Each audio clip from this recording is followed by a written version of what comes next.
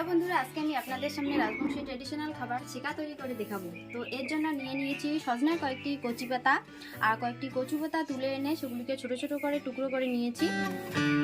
Lost in your eyes, under your spell.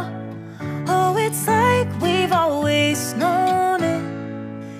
Even though it's new, I can already. তো বন্ধুগণ, ছেকা তৈরি করতে বিশেষ কোনো উপাদানের প্রয়োজন হয় না। ছোট সাইজের দুটো রসুন, 7-8টা লঙ্কা আর 1 কাপের থেকে কম ছেকা। তো ছেকা কি জিনিস আপনারা যদি জানতে চান তো পরবর্তীতে আরেকটা ভিডিও আপলোড করা হবে।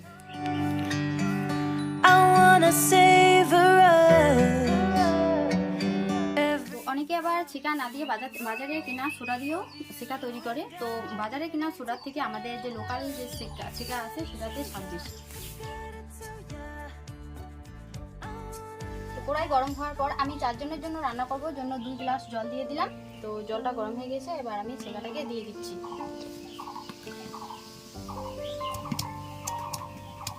এবারে রসুন আর লঙ্কাটাকেও দিয়ে দিচ্ছি।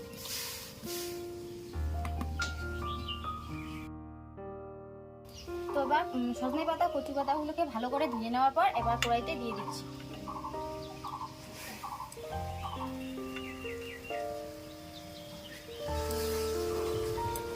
তো 3 মিনিট পর 2 চামচ লবণ দিয়ে দিচ্ছি। বন্ধুগণ, মজার ব্যাপার হলো ছেকা তৈরি করতে কোনো মশলা, হলুদ, জিরের প্রয়োজন হয় না আর খুব কম সময়ের মধ্যে হয়ে যায়। 10 মিনিট পর দেখছি সিদ্ধ হয়ে গেছে। তো এবারে নাকড়ি দিয়ে ভেজে নেব।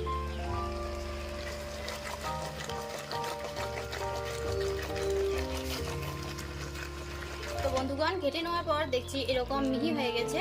তো এবারে নামিয়ে নেব। বন্ধুগণ, ছেকা শাক রেডি। তো ছেকা শাক 20 রকমেরও বেশি পদ্ধতিতে রান্না করা যায়। যদি ভিডিওটি ভালো লাগে তো পরবর্তীতে আরও অন্য পদ্ধতিতে ছেকা শাক তৈরি করে দেখাবো। আর হ্যাঁ, সজনে পাতা যদি গুণাগুণ সম্বন্ধে জানতে চান তো আরেকটি ভিডিও আপলোড করা আছে, সেটিতে গিয়ে দেখতে পারেন। ধন্যবাদ।